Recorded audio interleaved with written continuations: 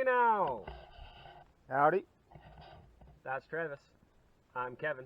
And this is H&H Prospecting. Hey, if you already subscribed, we greatly appreciate you. Thanks for tuning back in. If you haven't subscribed yet, we hope you like what you see today and you decide to give us that like and a follow as well. So what are we doing today and where are we at? Travis was really lucky enough to get a private invite out on Jump Off Joe Creek. This is a place for the last 2-3 years, Jump Off Joe Creek that is, that we've really wanted a chance to get out and pan because there's some great history on it, but everything's claimed and everything's private property. So we're a good 3 miles up above where the waterfall is in non-salmon essential area. We got about 6 acres that we're on, so we're going to start on one side of the creek, go all the way to the top of it, and work both sides and basically just do some prospecting, see what kind of color we come up with, what's depositing where, and see what we find. And then we'll make a plan for the future about coming back here and hopefully maybe doing some high banking or doing some dredging when the water is higher. This is actually a great time for us to be here to do some prospecting because the creek is lower than it has been in 10 years. So we'll be actually lucky to even find a place to spin a pan. But with that, you know, you can't get any shiny sitting on your hiney. So pitter patter, let's get at her.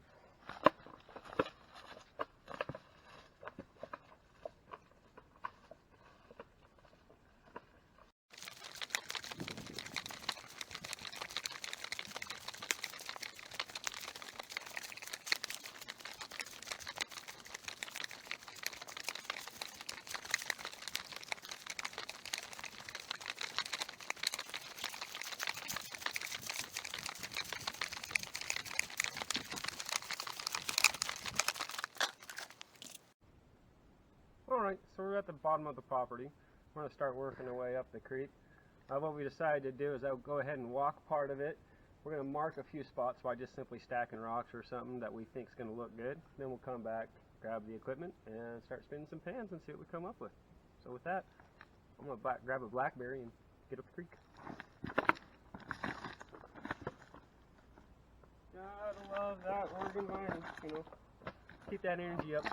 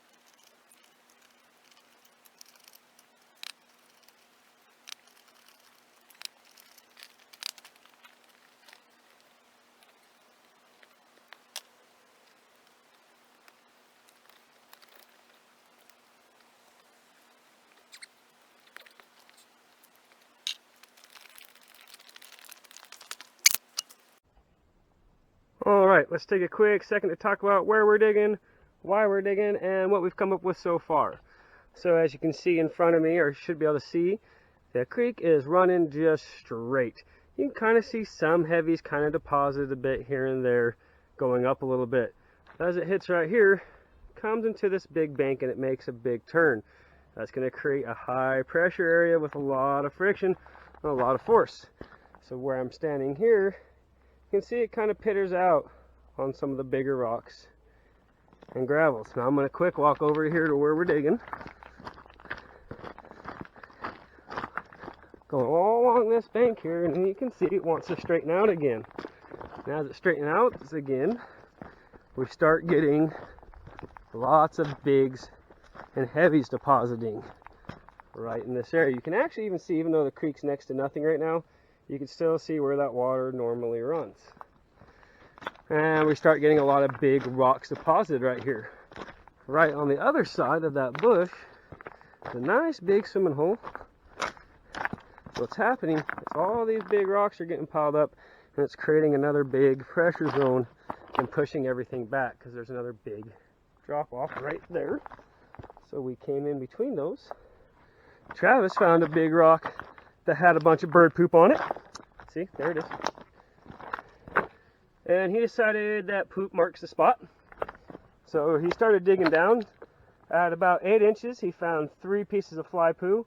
At about 12 inches, he found 3 flakes. So that means the gold was getting bigger and more the deeper we went. Just a couple feet down, I found 2 rocks, moved those out of the way, moved the first 4 to 5 inches of gravel, had that big rock in the way. So I got underneath it. Directly underneath it, I got into a pocket of clay, and I found 2 nice little pieces inside that. So what we know is that there's definitely gold depositing here, but as low as the creek is, we're feet and feet and feet and feet and feet away from the bedrock.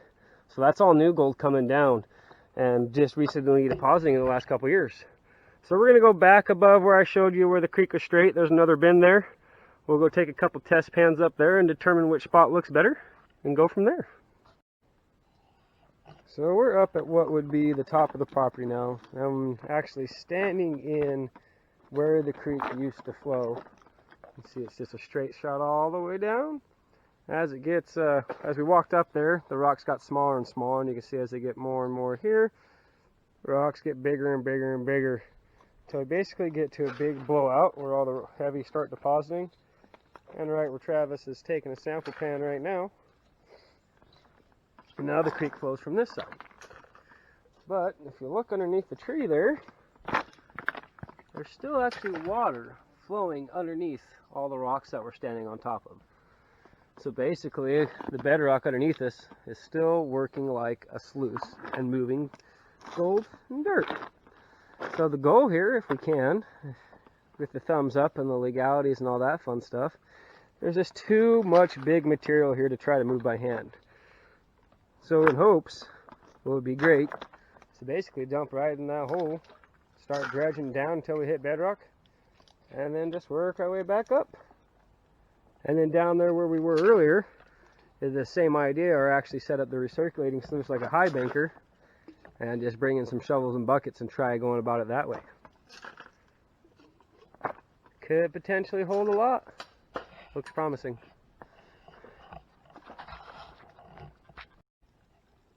So after doing quite a few test pans, we have about 10 to 12 colors and a little ball of mercury. I don't think this camera is going to pick them up. Maybe. But we proved that there is gold here, and the gold gets bigger and more the deeper we go. And that is what we came here to do. Alright, I think we're going to call it a day out here on Jump Off Joe Creek.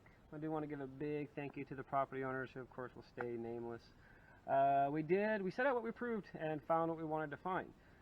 We only got about 12 inches down. We do believe that the bedrock's got to be at least 3 foot. But in that 12 inches, every 3 or 4 inches, you got more bigger gold, more pieces, and more black sand and more clay. So it's definitely being deposited here. This is definitely where we want to be.